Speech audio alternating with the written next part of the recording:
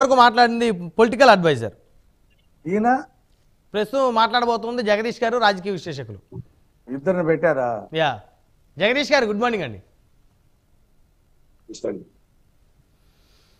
మొత్తానికి జగదీష్ గారు, 3 పార్టీల అధినేతలు ఏపీ రాజకీయాల్లో తమదైన శైలిలో ప్రజల వద్దకు వెళ్తా ఉన్నారు, ప్రసంగాలు ఇస్తూ ఉన్నారు. అయితే ప్రజలు అందరికీ కూడా అందరినీ స్వాగతిస్తున్న పరిస్థితి ఉంది, అందరికీ కూడా ప్రజలు వస్తున్న పరిస్థితి ఉంది. అయితే ఎవరికి పట్టం కడతారని అనుకోవచ్చు, ఎవరిది విశ్వాసం అనుకోవచ్చు, ఎవరిది అతి విశ్వాసం అనుకోవచ్చు? బ్రహ్మనాయుడు గారు, ముందుగా మీకు ప్యానెల్లో ఉన్నటువంటి పెద్దలు శ్రీనివాస్ రెడ్డి గారికి, మహమ్మద్ రఫీ గారికి, సయ్యద్ రఫీ అండి నా పేరు. సయ్యద్ రఫీ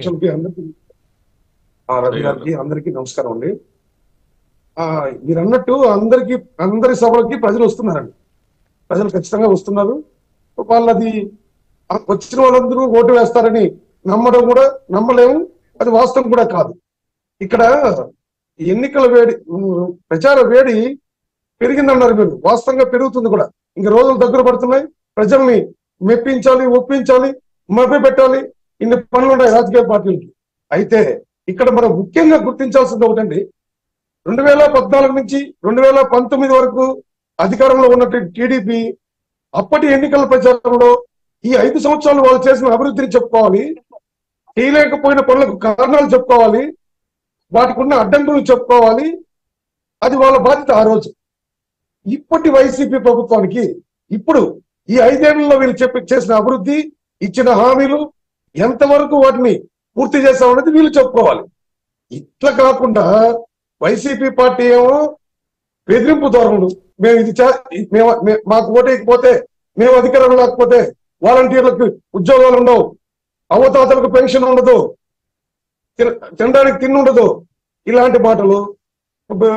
మన ప్రతిపక్ష పార్టీలు ఏమో వైసీపీ ఏ అధికారంలో ఏం చేయలేదో, ఏమి హామీలు ఇచ్చిందో, వాటిని ఎక్కడ ఫుల్ఫిల్ చేయలేదో, వాటితో పాటు భవిష్యత్తులో మేము ఏం చేస్తామో వాటిని చెప్పుకోవడంలో వీళ్ళు కూడా అవసరమైన వాటిని పక్కన పెట్టి ప్రజలకు ఏం చేస్తామో పక్కన చెప్పకుండా ఒకరిపై ఒకరు బురద చల్లుకోవడానికే ఎక్కువ టైం వెచ్చిస్తాడు. ఇది కాదండి కావాల్సింది.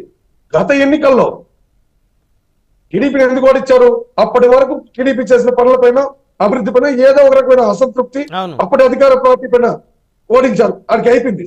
ఇప్పుడు వైసీపీ ప్రభుత్వం ఆ రోజు చెప్పిన మేజర్ మేనిఫెస్టోలో మేజర్ గా చెప్పిన ప్రత్యేక హోదా లేదు, మద్య నిషేధం లేదు, సిపిఎస్ లేదు, సిపిఎస్ రద్దు విషయం లేదు, దీనికి మించిన గొప్ప రాజధాని కడతారని చెప్పిన హామీ లేదు.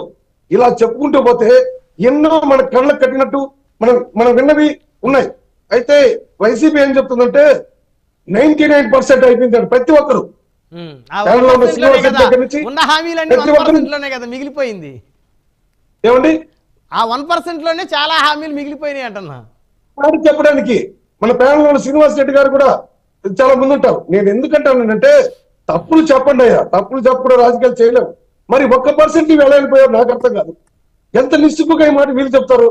నేను చెప్పడం ఏమంటే, వైసీపీ కావచ్చు, టీడీపీ కావచ్చు, జనసేన కావచ్చు, ఇప్పుడు ఉత్తరాంధ్రలో మన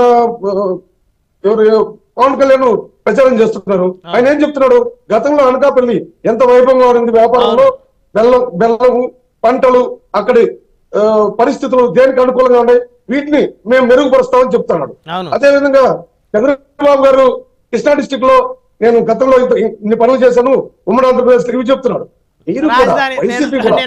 రాజధాని బాగుండేది, అమరావతి 5 సంవత్సరాలు డెవలప్ చేసేవాడిని, అది డెవలప్మెంట్ గురించి చెప్తా ఉన్నారు. కానీ జగన్మోహన్ రెడ్డి చెప్తున్నారు అదే అక్కడికే వస్తున్నానండి. వైసీపీ 5 ఏళ్ళు ఏం చేశారు?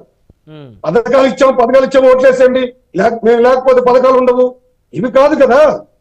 నేను ఒక సూచన, మీరేం చెప్పాలి? ప్రత్యేక హోదా ఎందుకు తేలేదు చెప్పాలి. మీరు 5 ఏళ్ళ అధికారంలో ఉన్నప్పుడు మీ బాబాయ్ యాత్రని ఎందుకు పూర్తి చేయలేదు చెప్పాలి.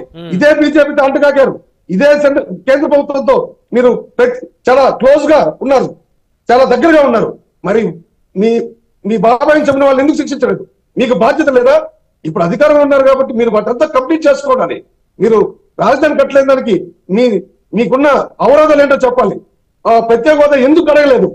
నాకు 25 మంది ఎంపీలు ఇచ్చేయండి, నేను మెడల్ వస్తాను ఎందుకు వంచలేదు? వైసీపీ కావచ్చు, టీడీపీ కావచ్చు, అబద్ధాలని ఇప్పుడు మళ్ళీ కూటమిలోకి భారతీయ జనతా పార్టీ ఉంది కదా, సో భారతీయ జనతా పార్టీని ప్రత్యేక హోదా మీద మీ స్టాండ్ ఏంటో చెప్పి ఎన్నికలకు రావాలంటూ వైసీపీ సవాల్ చేస్తా ఉంది. ఇప్పుడు ఎక్కడ ఎవరు జగన్మోహన్ రెడ్డి చెప్పాడా ఆ మాట? మీరేం చేస్తారో చెప్తే కదా, వాళ్ళు ఏం చేస్తారు సవాల్ చేస్తున్నారు. మీకెక్కడ రైట్ ఉంది? మీకెక్కడ మీకు సవాల్ చేశారో మీ స్టాండ్ ఏంటో చెప్పండి ప్రత్యేక హోదా మీద అని చెప్పేసి అదే జగన్మోహన్ రెడ్డి చెప్పాలి. మీరు ఎందుకు అడగలేదు? వాళ్ళు ఇప్పుడు చెప్తారు, బీజేపీ కూడా చెప్తులేదు. వేచి చూద్దాం. 5 ఏళ్లుగా వాళ్ళతో ఉన్న మీరు ఏ రోజు ప్రైమ్ మినిస్టర్ తో కలిసిన, ఏ రోజు ప్రెస్ మీట్ రాని మీరు, ప్రత్యేక హోదాని తొంగలో తొక్కేసిన మీరు, పోలవరాన్ని తొంగలో తొక్కేసిన మీరు, ప్రజలకు బాధ్యత వహించండి అయ్యా. మీరు ప్రతిపక్షాల పైన బురద చల్లండి, ఇంకేదో చల్లండి, పర్లేదు. ప్రజలకు బాధ్యత వహించండి. ఆ రోజు మనం నిస్సిగ్గుగా చెప్పాం మీరు, ఖచ్చితంగా మేము నమ్మి ఓటేసాం. మేము మాకేం సమాధానం చెప్తారు? మీకు నిబద్ధత ఉంటే ఈ 5 ఏళ్లలో నీ చేతగంతనాన్ని ఒప్పుకోండి. అంతకుముందు 5 ఏళ్లలో చేతగంతనాన్ని టీడీపీ ఒప్పుకుంది అనుకుందాం కాసేపు. వాళ్ళు ఆ రోజు ఓడిపోయారు. ఇంకా వాళ్ళని పట్టుకుని ఒకలాంటి మీరు సబ్సిక్వెంట్ గా ఇప్పుడు కూడా ఆపద్ధర్మ ప్రభుత్వంలో ఉన్న మీరు చేయాల్సిన పనులు ఎందుకు చేయలేరు? మీకు చేత కాకపోతే మళ్ళీ ఎలా ప్రజల్లోకి వస్తారు? ఇదే ముఖ్యమంత్రి నేను మద్య నిషేధం చేసే ప్రజల్లోకి వస్తానని చెప్పాడు. మరి ఎందుకు రాలేదు? ఆ రోజు ముద్దులు పెట్టాడు, అందరితో కలిసి ఉన్నాడు. ఈ 5 ఏళ్లలో ప్రజలకు దూరంగా ఎందుకున్నాడు? ఇప్పుడు కూడా ఓ పెద్ద బస్సుకి పైన నిలబడుకుంటున్నావు. ప్రజల్లో కలువు. ఆ రోజు అవసరం, ఈరోజు అవసరం లేదా నీకు? నేను అండం ముఖ్యమంత్రి కావచ్చు, మాజీ ముఖ్యమంత్రి కావచ్చు, ఈరోజు పవన్ కళ్యాణ్ కావచ్చు, మీరు ఎప్పుడైనా ప్రజలకు బాధ్యత వహించాలి. మీరు చెప్పిన మాటలకి, మీరు చెప్పిన హామీలకు ఎందుకు చేయలేకపోయినావు అనే దానికి సమాధానం చెప్పాలి. అది చెప్పుకోవడం చేత కాకుండా పక్క వాయింపు, వాళ్ళ పొగడ్డాలు ఇవే పెట్టుకుంటే ప్యానెల్లో ఉన్నటువంటి పెద్దలు కావచ్చు, టీవీ ఛానల్ కావచ్చు, వాస్తవాలని కాస్తా కూస్తా మాట్లాడలేకపోతే, ప్రజలకు మేలు చేయకపోతే ఇది ప్రజాస్వామ్యం ఎట్లవుతుందండి? ఇప్పుడు 99% అనే మాట సిగ్గు లేకుండా ఎలా చెప్తారు వాళ్ళు? ఆ 1% ఇవన్నీ ఎలా పోయినాయి? మాకు లెక్కలు తెలియదా? ప్రజలకు లెక్కలు తెలియదా? 5 ఏళ్ళు ఒక పేరు పెట్టి అన్న క్యాంటీన్లు ఉన్నాయి, పేరు మార్చుకోవయ్యా. నువ్వు పేదోడు తినలేనివాడు, అన్నంతిని కూలికి పోయేవాడు. కూలి నాలి లేకుండా ఇసుక లేకుండా చేశారు, వాళ్ళకి పని లేకుండా చేశారు, తినేదానికి తిండి లేకుండా. అన్నా క్యాంటీన్ ఉంది, మీరు చెప్పిన కరెక్ట్ జగదీష్ గారు. అన్నా క్యాంటీన్ ఉంది, సరే ఒకవేళ అది నచ్చకపోతే జగన్మోహన్ రెడ్డి గారు రాజన్న క్యాంటీన్ అని పెట్టుకోవచ్చు. రాజశేఖర రెడ్డి గారు బొమ్మ రాజన్న క్యాంటీన్ పెట్టి భోజనం పెట్టచ్చు. మళ్ళీ వీళ్ళు అధికారంలోకి వచ్చిన తర్వాత మళ్ళీ ఈ రోజు మొన్నటి నుంచి స్టార్ట్ చేస్తారు టీడీపీ వాళ్ళంటే, వాళ్ళు చేశారయ్యా. వాళ్ళ అధికారం లేదు, ఇప్పుడు మళ్ళీ అధికారంలోకి వస్తాం, మేము చేస్తామని సింబాలిక్ గా చేశారు. మీరు వాళ్ళ నోటి కూడా లాగడానికి మీకు సిగ్గు అనిపించలేదా? పేరు మార్చుకో. అన్నం పెడుతున్నారు, తింటా ఉన్నారు. 5 రూపాయలు ఇచ్చి అన్నం తింటా ఉన్నారు. వాళ్ళందరూ 4 ముద్దలు నోట్లోకి పోతాడు కదా, అక్కడికి పోతాడు. డబ్బున్నాడు పోడు కదా, డబ్బున్నాడు. మరి ఎన్నికల ప్రచారంలో మీరు చెప్పాల్సిన మాటలు చెప్పాలి, మీరు చేసిన తప్పులు ఒప్పుకోవాలి, భవిష్యత్తులో ఇలాంటి తప్పులు జరగవు, మమ్మల్ని గెలిపించాలని అడగాలి. అంతేగాని ప్రలోభాలు పెట్టి బ్లాక్మెయిల్ చేయదండి. అది అధికార పార్టీ కావచ్చు, ప్రతిపక్ష పార్టీ కావచ్చు, జాతీయ పార్టీ కావచ్చు. ఈ ఒక్క సూచన మీరు ఫాలో అవ్వండి. 99% అని మళ్ళీ నిస్సిగ్గుగా మాట్లాడద్దండి. అది మీకు కూడా గౌరవాన్ని తెచ్చిపెట్టదు. రఫీ గారు